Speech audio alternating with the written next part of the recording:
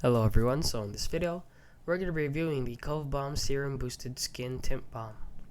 So as you can see, if you don't know what this is, it is basically just like a toner for women.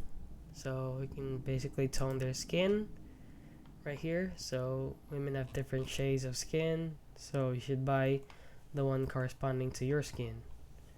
So as you can see here on Amazon, they rated 3.4 out of 5 stars with 28 ratings. So let's just read some reviews here.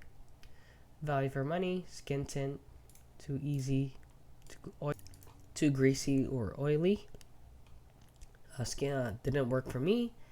Ruby Clark, the product was beautiful on my skin, so 5 stars, 5 stars. Too greasy, no skin irritation, and a lot more. So this product is a bit of a hit or miss for some people.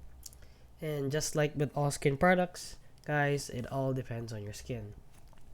However, if you see this one, this is very clearly just edited out.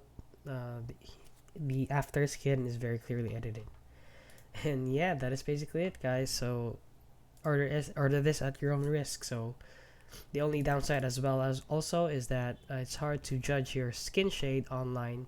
You will need to it's better to buy makeup in actuality in real life rather than comparing it to online on your screen.